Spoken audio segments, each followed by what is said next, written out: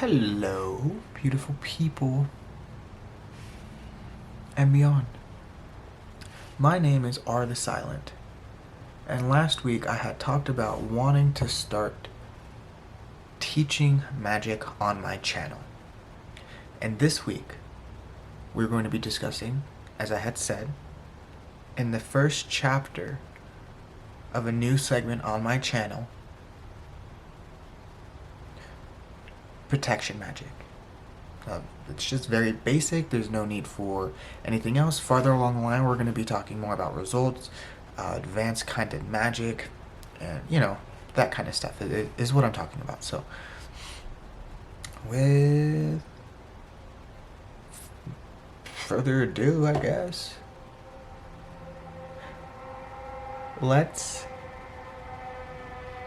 excuse me, welcome to the Astral Academy. We'll be talking about a wide variety of different topics that can help you live the life that you want. Like seduction magic, like success magic, talismans,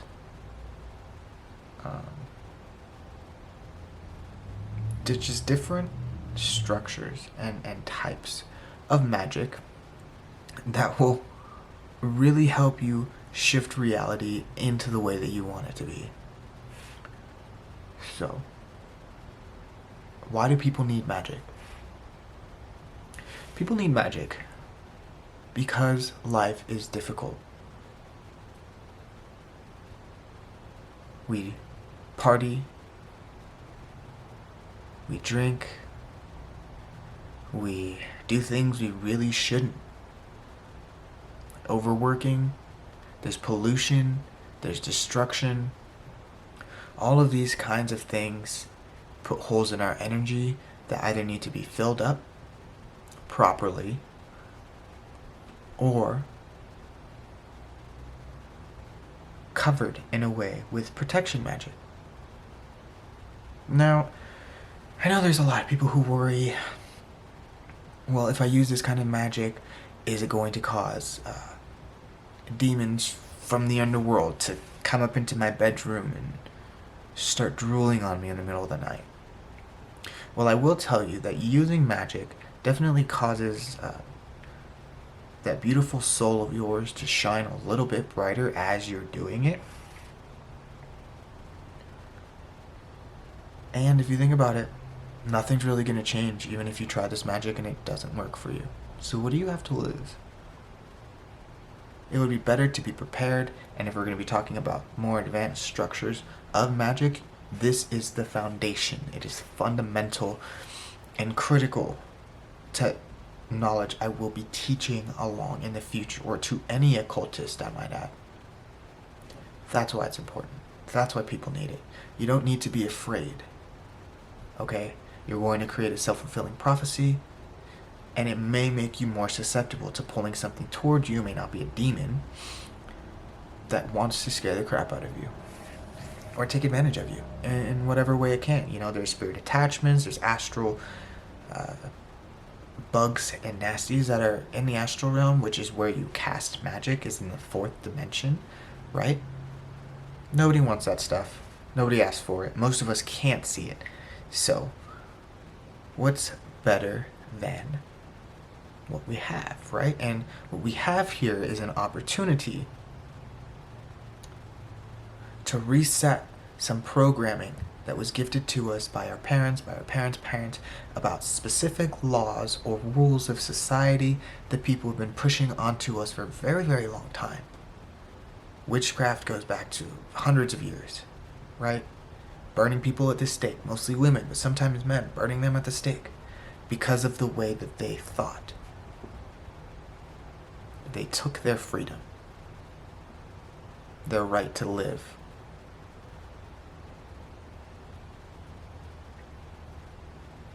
So suppose the choice is yours. I believe it is the biggest act of rebellion to truly do what it is that you want. And for me, it is well within reason of not harming people. Right?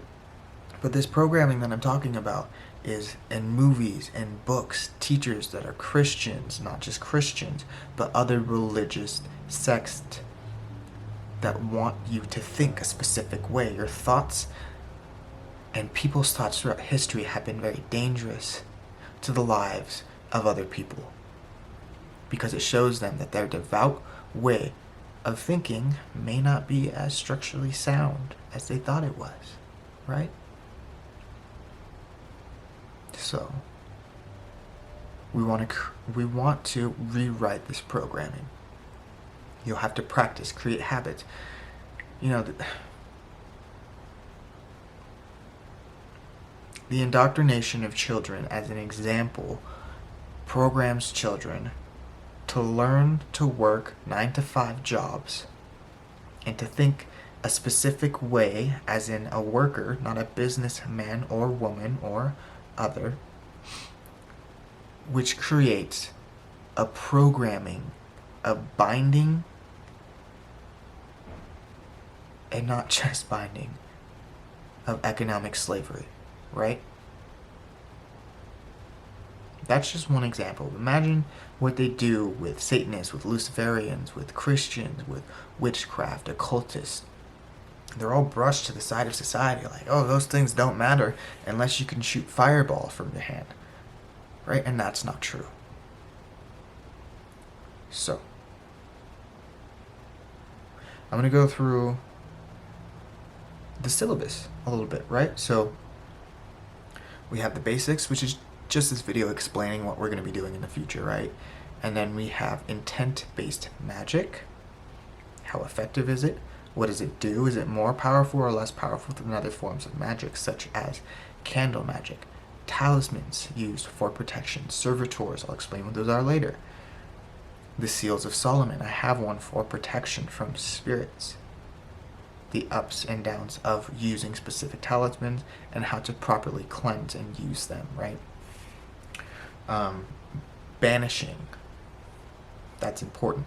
We'll come back to that, but that is one of the most important forms of protection that you can have towards anything trying to bug you in the astral realm. And then we have freezing, no, not with like ice cubes. Silencing, we have sometimes, I have learned that attacking is the best defense when it comes to other spellcasters. And I have found that there are very few spellcasters around.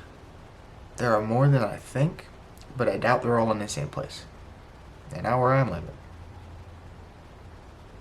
So,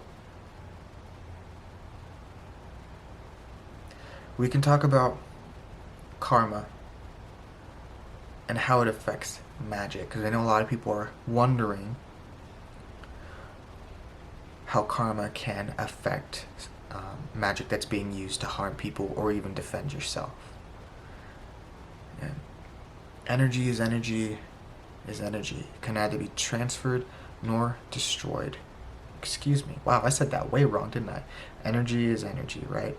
It can neither be created nor destroyed, only transferred. That is the truth. So, where does it go? That's a different answer for a different question.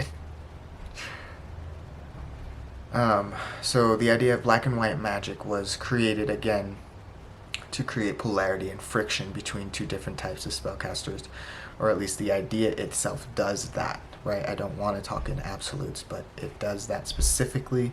It causes separation from occultists, and it causes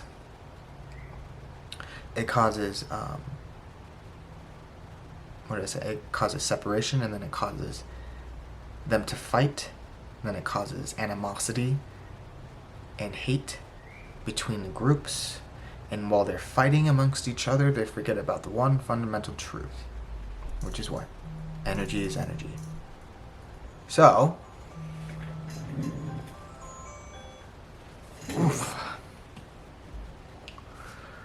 we'll get more into that later. But that's pretty much the syllabus, right? And we have excuse me, I don't want to tell you how to live your life, but it would be preferred that you keep your frequency or vibration higher, because it makes magic easier. You know, I'm not going to tell you to stop eating potato chips on the couch while you have a tub of ice cream in the TV. I'm not going to ask you that. I love potatoes, which is just starch or carbs, which is covered in salt. So I like my sugar with salt, right? But all I'm saying is that's something that's very, very helpful to know in the future, is that magic is works better when you have a higher vibrational frequency. Okay? So also we have mantras too in there as well. So and while we're on the topic of raising your frequency, I just would like to throw out there that trying to immerse yourself in only positive energy as often as possible is not going to long-term raise your frequency, because we live in a world where energy is transferred, negative energy is transferred to every single thing, people's cars, people's thoughts, people's hearts. It's all over the place. You cannot avoid it. And sometimes it can lead to a state of denial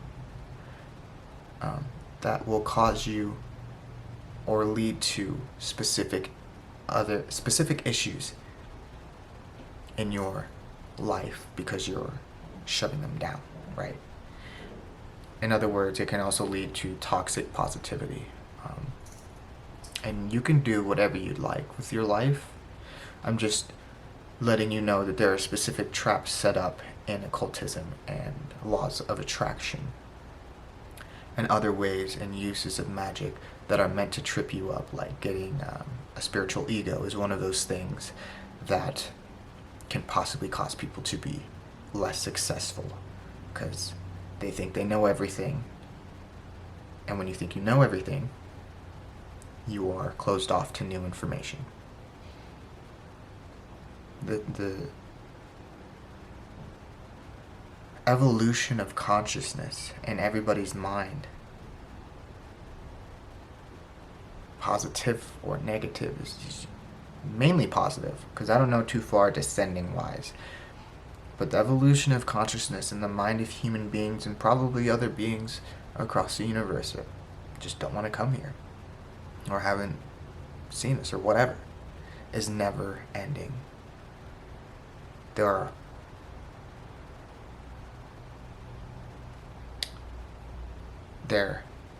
is the possibility of limitless, unlimited dimensions that we have yet to perceive mentally while we're here on planet Earth in this specific incarnation of this specific form, in